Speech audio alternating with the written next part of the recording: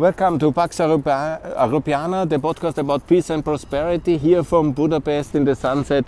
It's an amazing city. This is the castle of Budapest over there.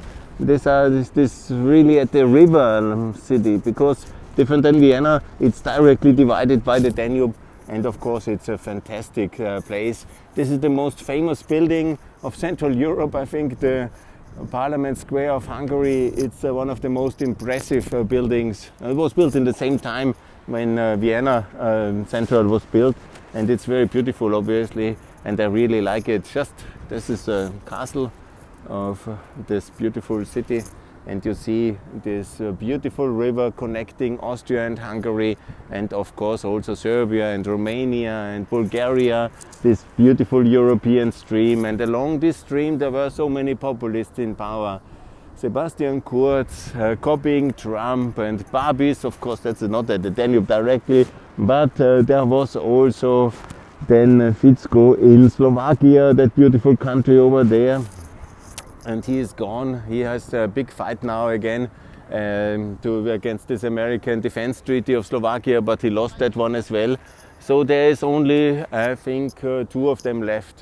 This is Viktor Orban here in Hungary, and the people are very saddened by him probably winning again. It's not impossible, but of course should be a loss. But of course this manipulation and control of the society, of the media, of the industry, of the finance is almost complete.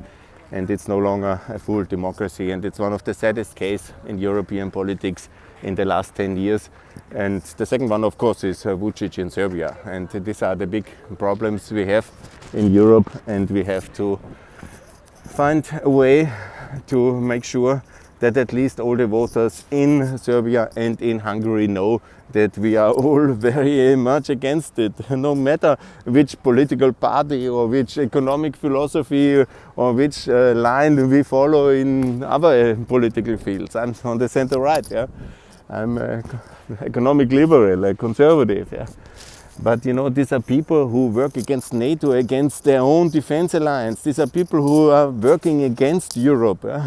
These are the enemies of Ukraine and Kosovo. These are the enemies of freedom, the enemies of America. And then they go to America and tell they are great friends. No, they are enemies for everything we ever fought for. No matter what ideology, they are traitors. And this must be very, very clear. And it must be abundantly clear, made to all the voters, that this is what we believe in, top down, from the European and from the NATO countries. It must be very clear where we stand. All European leaders must go, and what I have said very clearly also in Serbia, to suspend the EU candidate status for being enemy of peace, being an aggressive bully. And also then here in Hungary to make a clear campaign against Viktor Orban, who is blocking everything Ukraine needs in this hour of need, and who is rejecting our European currency, making fun of it, manipulating the democracy, and buying voters with 4 billion euros. And we make campaigns in Serbia and Kosovo and in Bosnia not to make voter buying. And he's flagrantly, ridiculously persiflaging democracy in his country. I mean, he is the shame in European history with his treasonable deals with this Pax or whatever. It's this nuclear power for 10 billion, and his gas deals, and they're attached to corruption. Because I've said many times in my podcast already, these gas deals are always highly corrupt. They buy the silence and the complicity of the prime ministers involved in these gas deals.